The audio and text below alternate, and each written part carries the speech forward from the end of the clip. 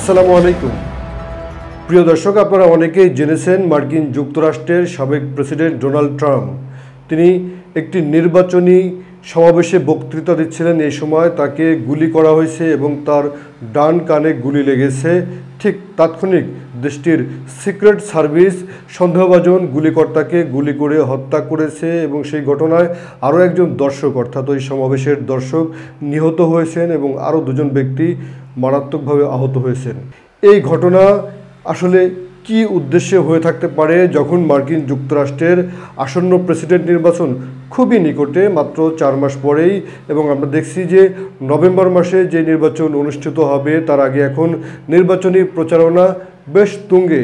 এরকম একটি সমাবেশ যেটি ঘটছিল মার্কিন যুক্তরাষ্ট্রের পেনসিলভানিয়াতে, সেখানে মূলত বাটলারের একটি নির্বাচনী সমাবেশে ডোনাল্ড ট্রাম্প বক্তৃতা দিচ্ছিলেন।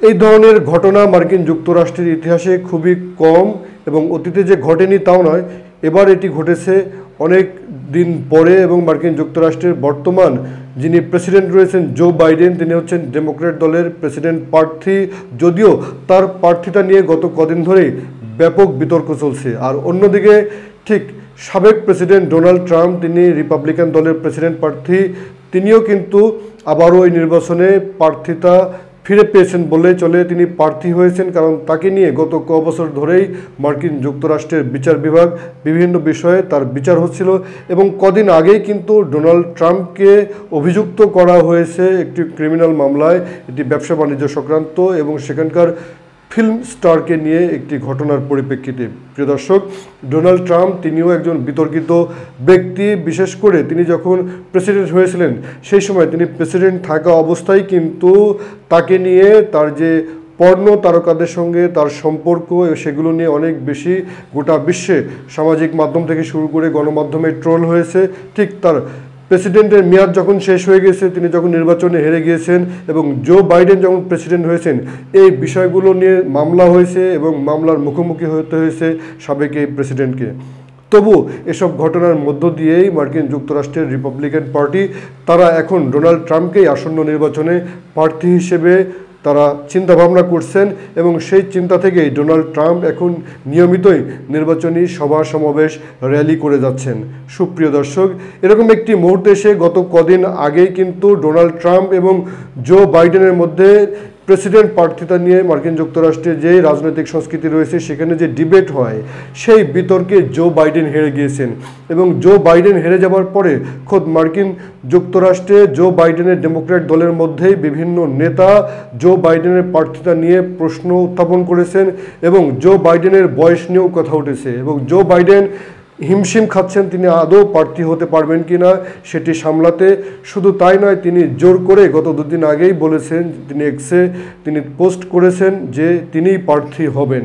সুপ্রিয় দর্শক, নিজ দলের মধ্যে যখন জো বাইডেন এরকম একটি চ্যালেঞ্জের মুখোমুখি হয়েছেন আর ইসরায়েল কর্তৃক গাজার ভূখণ্ডে যে বর্বরচিত হামলা হচ্ছে, সেই হামলায় বাইডেন প্রশাসন যেভাবে তারা সমর্থন দিয়েছে, অস্ত্র দিয়েছে, অর্থ দিয়েছে, এটিও বিতর্ক তৈরি করেছে। যদিও রিপাবলিকান আর ডেমোক্র্যাট ইসরায়েল ইস্যুতে, ফিলিস্তিন ইস্যুতে একই মুদ্রার এপিটোপিট এবং গাজাবাসীরা মনে করে যে তারা একই মুদ্রার এপিটোপিট। তবে ডোনাল্ড ট্রাম্পের সময় যে সকল উদ্যোগ নেওয়া হয়েছিল গাজাকে কেন্দ্র করে, সেগুলো ছিল অনেকটাই ডিপ্লোম্যাটিক এবং কূটনৈতিক উদ্যোগ নেওয়া হয়েছিল, অর্থাৎ কূটনৈতিক উপায়ে বিভিন্নভাবে ফিলিস্তিনকে ক্ষতবিক্ষত করা হচ্ছিল।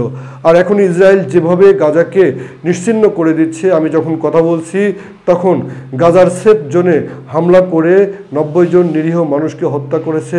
এরকম একটি পরিস্থিতিতে মার্কিন যুক্তরাষ্ট্রের আসন্ন নির্বাচন অনেক গুরুত্বপূর্ণ।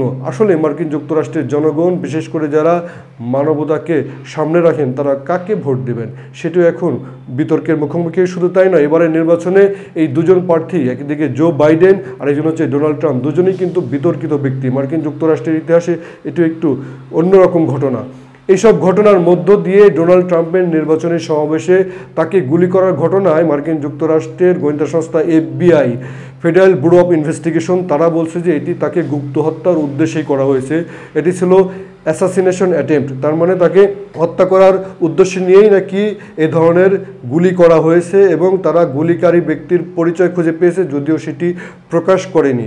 এইসব ঘটনার মধ্য দিয়ে আমরা যেটি দেখলাম, মার্কিন যুক্তরাষ্ট্রের প্রেসিডেন্ট জো বাইডেন এবং তার ভাইস প্রেসিডেন্ট কমলা হ্যারিস তারা তাৎক্ষণিকভাবে বিষয়টি নিয়ে মুখ খুলেছেন এবং তারা সমবেদনা জ্ঞাপন করেছেন এবং এই ঘটনায় তারাও কিন্তু অনেক বেশি শকড হয়েছেন। যাই হোক, তাহলে এর পেছনে আসলে কি রাজনীতি থাকতে পারে? এটি কি সরকার দলীয় কোনো এজেন্ট ঘটিয়েছে নাকি ডোনাল্ড ট্রাম্পের দলের লোকজনই ঘটিয়েছে?